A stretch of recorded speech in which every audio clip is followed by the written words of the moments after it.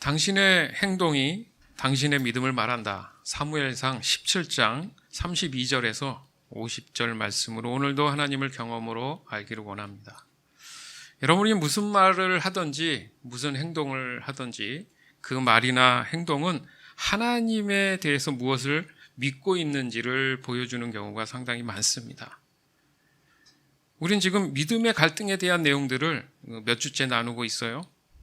거기에 우리의 말과 행동은 이 믿음의 갈등에 대한 그 결과들을 말해준다. 지금 그 얘기를 좀 하고 싶은 건데, 즉 하나님이 우리에게 하나님의 계획이나 목적을 계시해 주셨을 때 그것은 항상 믿음의 갈등을 일으키더라는 겁니다.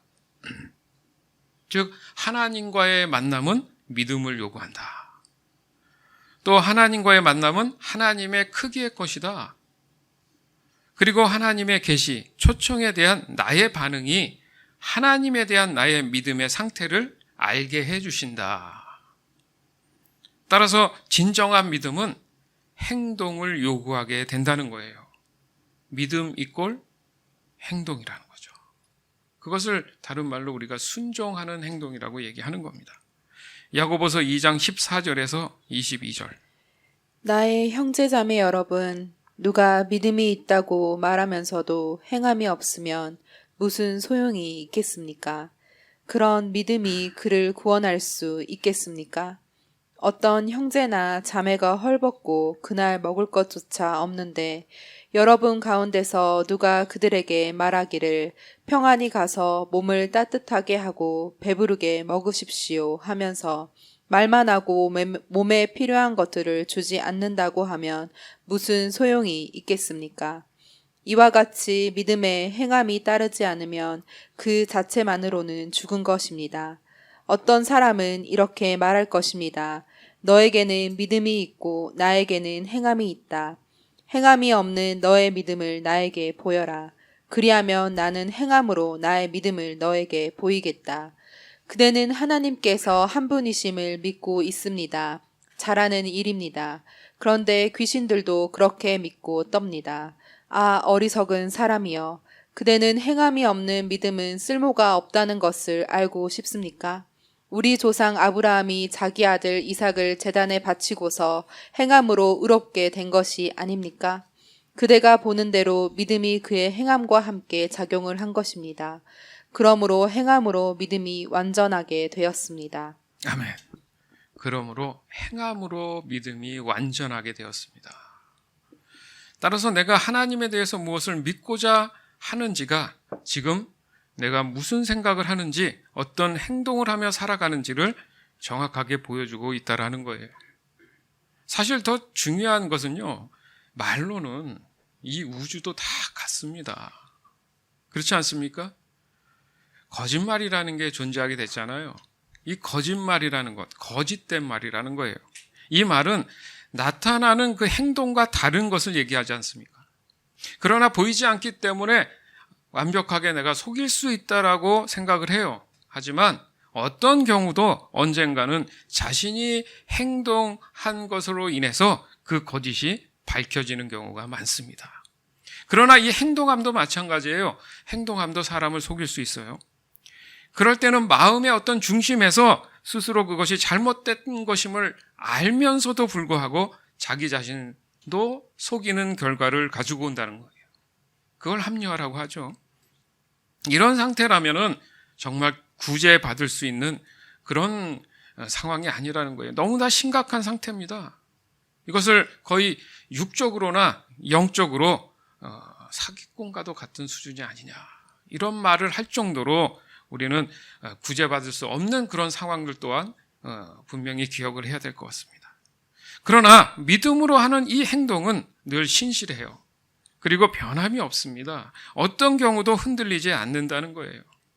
따라서 시간을 두고 볼 때 그 사람의 어떤 삶의 일상 속에서 무슨 말을 하든지 관계없이 그 사람의 행동에서 하나님에 대한 믿음이 드러나게 돼 있다라는 겁니다. 오늘 본문에서도 다윗은 그의 행동에서 하나님의 살아계심을 믿음으로 잘 나타내는 그의 모습을 볼 수 있어요. 그 당시에 이스라엘과 블레셋이라는 나라의 갈등이 심했습니다. 긴박한 상황에 놓인 거죠.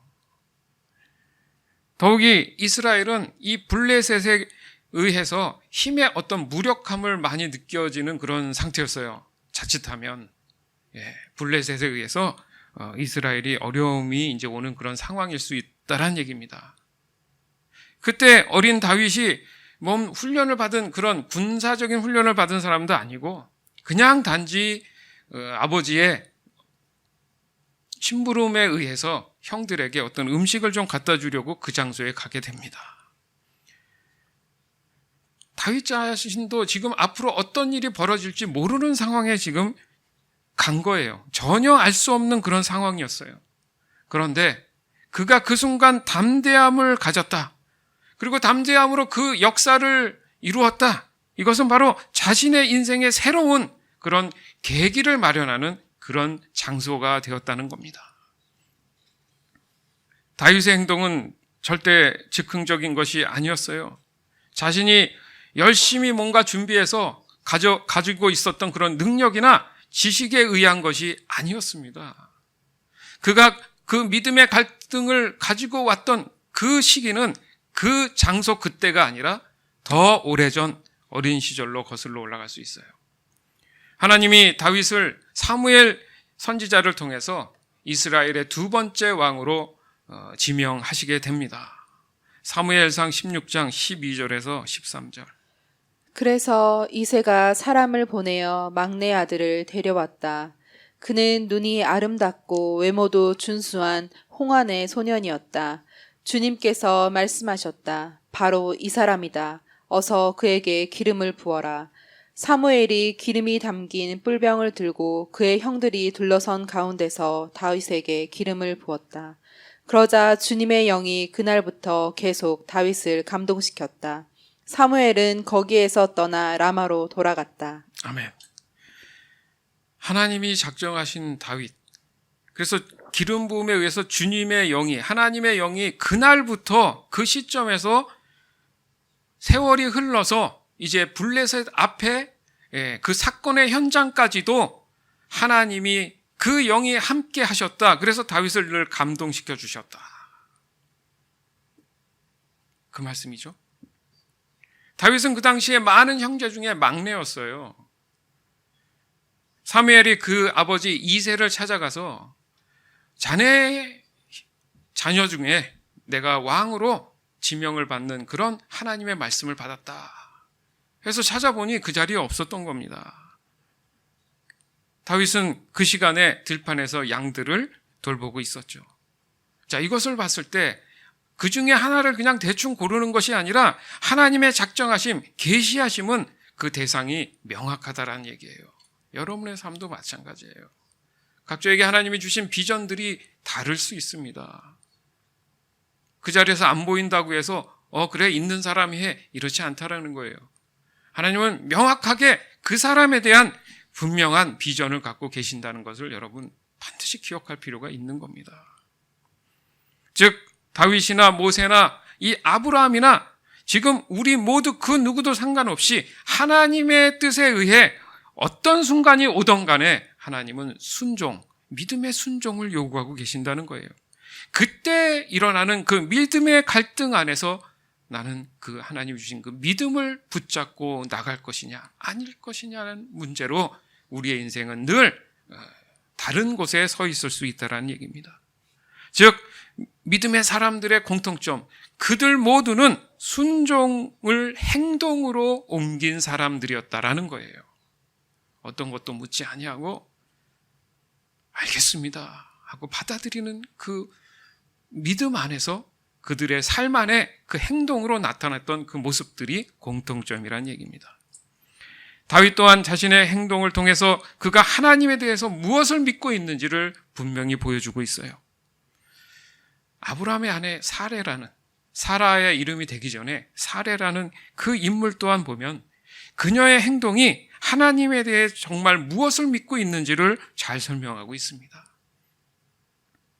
77세에 아이를 낳을 수 없다라는 현실을 잘 알고 있었던 사레입니다. 그가 보여준 하나님에 대한 믿음은 자신의 인간이 갖고 있는 판단력에 의해서 하나님의 어떤 전지전능하심을 스스로 제한시켜 버렸어요. 이 불신앙의 행동이 너무나 큰 대가를 지불하게 됩니다. 무슨 말이냐면 개인의 그 문제가 아니라 나라적인 문제가 된 거예요. 종교적 갈등까지 커져간 이 상황 속에서 오늘날 무서운 적대적인 그런 상황들이 지금 만들어져 있다는 겁니다. 이것은 쉽게 누구도 해결할 수 없는 그런 상황까지 온 거잖아요. 즉, 내 개인의 어떤 믿음이 나로 끝나는 것이 아니구나. 후손들에게도 고스란히 간다는 거 여러분 명심하세요. 행함이 있는 믿음의 중요성을 강조하고 있습니다. 다시 다윗 얘기를 좀 해볼까요? 사무엘상 17장 32절에서 37절. 다윗이 사울에게 말하였다. 누구든지 저자 때문에 사기를 잃어서는 안 됩니다. 임금님의 종인 제가 나가서 저 블레셋 사람과 싸우겠습니다. 그러나 사울은 다윗을 말렸다. 그만두어라. 내가 어떻게 저자와 싸운단 말이냐. 저자는 평생 군대에서 뼈가 굵은 자이지만 너는 아직 어린 소년이 아니냐. 그러나 다윗은 굽히지 않고 사울에게 말하였다. 임금님의 종인 저는 아버지의 양떼를 지켜왔습니다. 사자나 곰이 양떼에 달려들어 한 마리라도 물어가면 저는 곧바로 뒤쫓아가서 그놈을 쳐 죽이고 그 입에서 양을 꺼내어 살려내곤 하였습니다. 그 짐승이 저에게 덤벼들면 그 턱수염을 붙잡고 때려 죽였습니다. 제가 이렇게 사자도 죽이고 곰도 죽였으니 저 할례 받지 않은 블레셋 사람도 그 꼴로 만들어 놓겠습니다. 살아계시는 하나님의 군대를 모욕한 자를 어찌 그대로 두겠습니까? 다윗은 말을 계속하였다. 사자의 발톱이나 곰의 발톱에서 저를 살려주신 주님께서 저 블레셋 사람의 손에서도 틀림없이 저를 살려주실 것입니다. 그제서야 사울이 다윗에게 허락하였다. 그렇다면 나가도 좋다. 주님께서 너와 함께 계시길 바란다. 아멘. 여러분, 이게 상상이 좀 되죠? 예를 들어서 사울 왕이 봤을 때 다윗이 덩치도 좀 이렇게 있고 하면 너 그건 믿을만하다 했어요. 근데 그래 보이지 않는다는 거예요. 분명히 사무엘이 처음에 다윗을 만났을 때도 예쁘장하니 잘생긴 건 맞는데 장군감은 아니었단 얘기죠. 근데 다윗의 고백을 좀 들어보십시오. 양을 물고 간 사자의 털을 잡아당기고 이게 말이 되겠습니까? 이게 말이 되겠어요? 중요한 건 다윗의 고백들입니다. 사실 사울 왕 또한 이스라엘의 초대 왕이었어요. 이스라엘 사람들이 세상의 왕들이 다 있는데 우리나라는 왜 왕이 없습니까? 해서 졸라서 하나님이 마지못해서 세운 왕이었어요. 그렇지만 그에게도 하나님의 은혜의 어떤 충만함이 있었어요. 그러나 시간이 갈수록 그의 믿음의 갈등의 그 순간들에 세상에 대한 믿음을 더 선택하는 경우들을 그는 가지게 됩니다. 그러다 보니까 결국에 가서는 하나님의 영이 그에게서 떠납니다. 분명히 아까 다윗에게는 기름 부음으로 인해서 그렇죠? 하나님의 영이 그와 감동을 해서 함께 했다고 했는데 반대로 사울 왕은 하나님의 영이 떠나게 돼요. 볼까요? 사무엘상 16장 14절. 사울에게서는 주님의 영이 떠났고 그 대신에 주님께서 보내신 악한 영이 사울을 괴롭혔다. 악한 영이 도리어 괴롭히는 역사가 일어나기 시작했다는 거예요. 반면 다윗은 대조적인 모습을 보이지 않습니까? 그래서 오늘 본문이 좀 그런 의미에서 쓰여지지 않았나, 그런 영적인 의미에서 쓰여지지 않았나 이런 생각도 해봅니다. 분명히 두 사람의 첫 만남이었어요. 그런데 동시에 볼 수 있는 것이 순종과 불순종, 또 믿음과 불신, 이 두 가지를 보여주고 있습니다. 그로 인해서 너무도 다른 이제 여정을 떠나야 되는 출발점이 된 거예요. 그 두 사람이. 나중에 다윗이 좋은 결과를 가져오니까 도리어 사울왕이 다윗을 죽이려고 하는 그런 역사가 시작되지 않습니까? 사울왕은 철저하게 세상의 관점에서 다윗을 봤어요. 그리고 세상의 기준으로 다윗을 판단한 겁니다. 한번 사울왕이 얘기했던 걸 보세요. 야야야 그만둬. 야 네가 어떻게 저 사람 가서 와서 이길 생각이니? 저 사람은 덩치도 크지만은 평생을 군대밥을 먹으면서 뼈가 굵은 사람이야. 야 너같이 어린 소년이 되겠냐? 이건 어떻게 보면 예견된 결과예요. 믿음의 갈등 이후로 선지자 사무엘이 얼마나 많은 시간을 사울왕에게 회개를 촉구했는지 모릅니다. 그러나 그는 듣지 않았어요. 결국 믿음이라는 것은 자신의 순종이 행동으로 나타나야 된다는 겁니다. 말로만 하는 게 아니라. 지금 우리에게 하나님은 이 성경 말씀을 통해서 끊임없이 회개를 촉구하고 있어요, 사실은. 거기서 영적으로 들으려는 사람이 있고 여전히 죄 가운데서 세상을 바라보는 사람들이 있다는 거죠. 그러나 결과적으로 전혀 다른 인생을 살아간다는 겁니다. 다윗은 사울왕에게 자신이 누구인지 설명하는 장면이잖아요. 자, 여기서 중요한 포인트가 있어요. 지금 당면한 문제에 대한 정확한 하나님의 어떤 믿음의 행동들이 나타나는 장면이라는 거예요. 다윗은 자신이 짐승들로부터 양을 지켰다, 잘 감당한 사람이다, 이렇게 시작은 했지만 왜 그랬을까 생각해 보면 사울왕이 알아들을 수 있는 화법을 사용했다.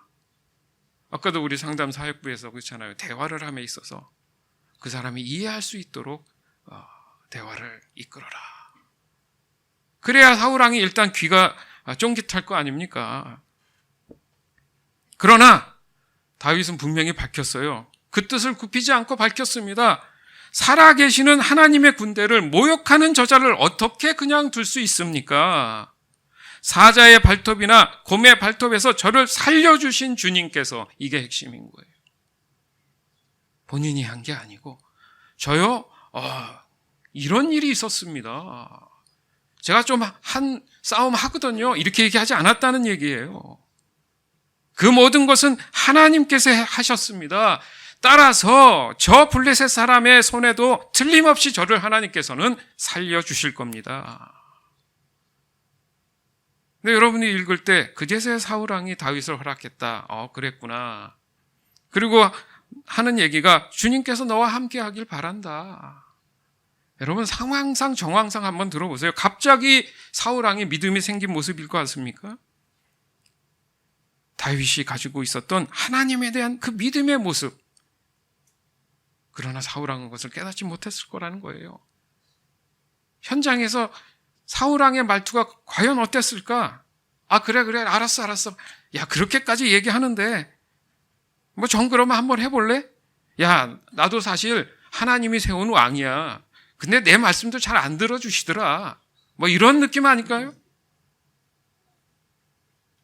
근데 사울왕이 사실 믿음의 사람이었다는 생각도 한번 해봤어요. 그런 사람이었다면 다윗이 얘기했을 때 아멘, 그렇지, 나도 그 사실을 믿는다. 하나님이 너를 보내주신 거면 하나님이 모든 것을 하실 것이라고 난 믿어. 알았어, 우리 모두가 중보하며 기도할 테니까 믿음으로 나가거라, 화이팅! 이러지 않았을까요? 완전히 다른 모습을 보이잖아요.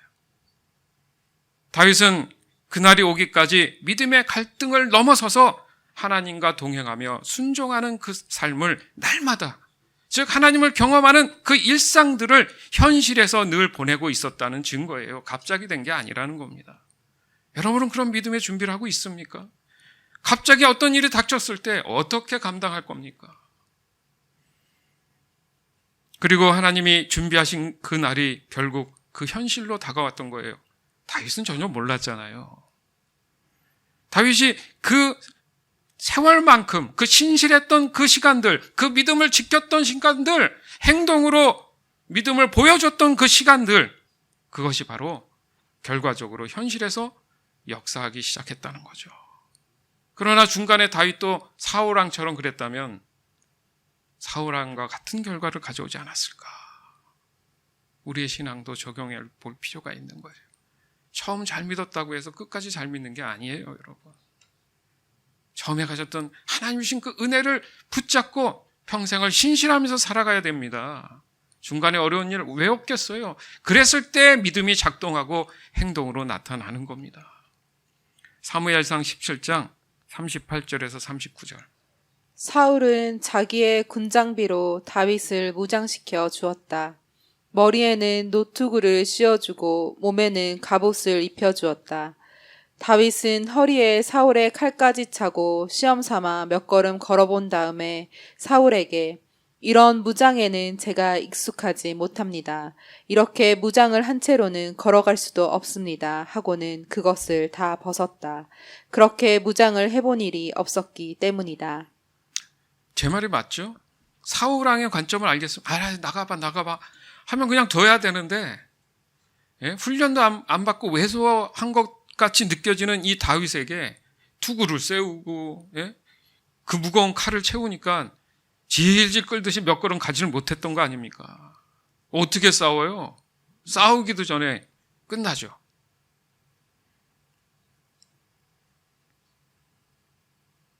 나에게 이겨낼 수 없는 그런 산이 현실로 다가왔을 때 우린 익숙하지 않은 세상의 방법을 전적으로 의존하는 성향이 전혀 없다고 말할 수 없어요. 그리스도인들에게 있어서 세상 방법은 그건 무엇일까?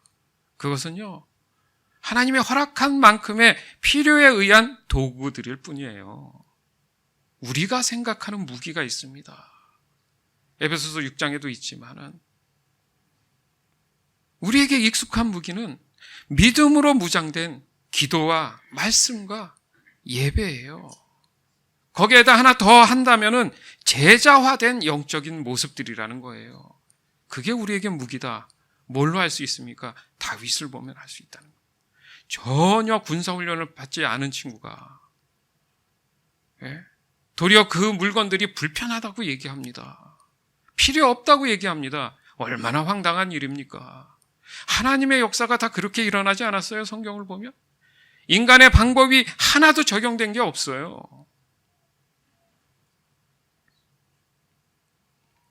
사울왕은 장비에 의존했어요. 다윗은 분명 맨손으로 짐승을 잡았고 그 모든 것은 하나님이 하셨다고 설명했지만 사울왕은 듣지 않았어요. 들으려 하지 않았어요. 말도 안 된다고 생각하니까. 그런데 하나님이 세운 왕이었는데도 불구하고 이것은 사울왕이 완전히 본인한테 익숙해진 불신앙적인 믿음의 방법이었다는 거죠. 그게 습관이죠. 하나님이 말씀하세요. 듣는 척 하면서 자신의 생각을 거기다가 넣고 판단을 합니다. 걸러지는 거죠. 그래서 자기가 결론을 내는 방식이죠. 사울왕은 늘 삶이 그런 식으로 일을 처리했어요. 그래서 그는 매일 머리가 아팠습니다. 너무 아팠어요. 근데 흥미로운 사실이 뭔지 압니까? 늘 그의 옆에서 그럴 때마다 다윗을 불러서 하프를 켜게 했습니다. 다윗이 노래도 잘했나 봐요. 왜냐하면 양을 치면서 노래도 했나 봐요. 그때 하프를 쳤어요. 하프를 치는 그 시간만큼은 사울왕이 머리가 아프지 않고 맑았다고 합니다. 다시 본문으로 돌아가서 그러면 다윗이 싸움을 위해서 무엇을 가지고 나갔을까? 그는 평소에 익숙한 물건들 몇 개만을 가지고 나갔습니다. 사무엘상 17장 40절에서 44절. 그런 다음에 다윗은 목동에 지팡이를 들고 시냇가에서 돌 5개를 골라서 자기가 메고 다니던 목동의 도구인 주머니에 집어넣은 다음 자기가 쓰던 무림매를 손에 들고 그 블레셋 사람에게 가까이 나아갔다. 그 블레셋 사람도 방패든 사람을 앞세우고 다윗에게 점점 가까이 다가왔다. 그 블레셋 사람은 다윗을 보고 나서 그가 다만 잘생긴 홍한 소년에 지나지 않는다는 것을 알고는 그를 우습게 여겼다. 그 블레셋 사람은 다윗에게 막대기를 들고 나에게로 나아오다니 내가 나를 개로 여기는 것이냐 하고 묻고는 자기 신들의 이름으로 다윗을 저주하였다. 그 블레셋 사람이 다윗에게 말하였다. 어서 내 앞으로 오너라. 내가 너의 살점을 공중의 새와 들짐승의 밥으로 만들어 주마. 보세요. 이게 그 성경이니까 말을 좀 유하게 했지. 이 블레셋 사람 골리앗이 얼마나 좀 쌍스러운 욕을 했겠습니까? 입에 담지 못하는 욕을 얼마나 했겠어요? 그 정도로 다윗에 대한 그죠? 세상적인 눈에서는 별거 아닌 것처럼 보였다는 거예요. 세상 권력이 보기에는 다윗은 너무나 작은 그냥 소년이었어요. 하나님은 왜 그러실까? 언제나 가장 보잘것없고 약해 보이는 것들을 들어 쓰시더라는 거죠. 왜요? 왜 그럴까? 살아계신 전능하신 하나님을 세상이 인정할 수밖에 없게끔 만드시기 위함이라는 거예요. 즉 다윗의 행동은 다윗의 믿음의 모든 것을 지금 말하고 있습니다. 그럼 이 싸움의 결과는 과연 어떻게 됐을까? 사무엘상 17장 45절에서 50절. 그러자 다윗이 그 블레셋 사람에게 말하였다. 너는 칼을 차고 창을 메고 투창을 들고 나에게로 나왔으나 나는 내가 모욕하는 이스라엘 군대의 하나님 곧 만군의 주님의 이름을 의지하고 너에게로 나왔다. 주님께서 너를 나의 손에 넘겨주실 터이니 내가 오늘 너를 쳐서 내 머리를 베고 블레셋 사람의 주검을 모조리 공중의 새와 땅의 들짐승에게 밥으로 주어서 온 세상이 이스라엘의 하나님을 알게 하겠다. 또 주님께서는 칼이나 창 따위를 쓰셔서 구원하시는 것이 아니라는 것을 여기에 모인 이 온 무리가 알게 하겠다. 전쟁에서 이기고 지는 것은 주님께 달린 것이다. 주님께서 너희를 모조리 우리 손에 넘겨주실 것이다.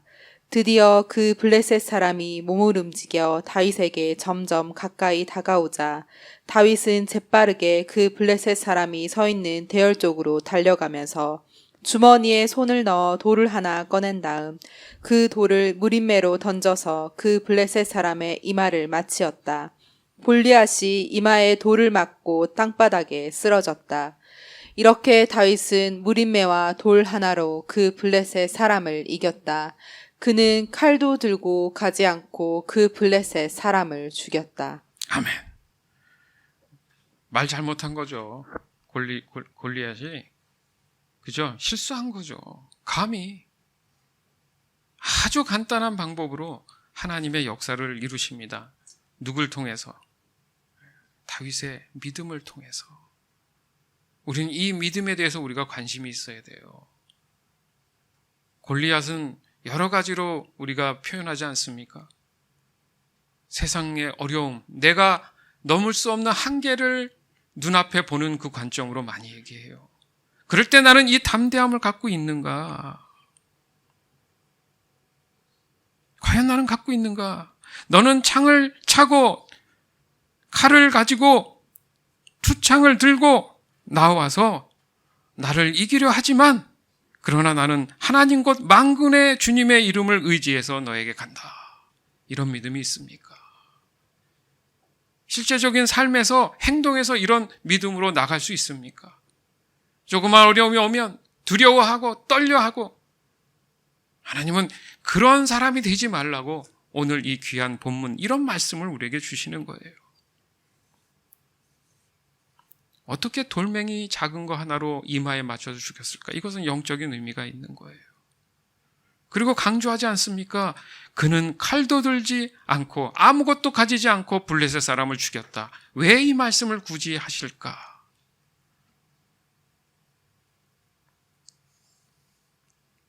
생각해 보십시오. 넓은 바다에 작은 돌멩이 하나를 던진 거와 뭐가 다르겠어요? 그렇지 않겠습니까? 사랑하는 여러분, 하나님이 주시는 명확한 비전은 반드시 대가지불이 있어요. 즉, 그 대가지불은 믿음을 요구하는 시간들이라고 할 수 있습니다.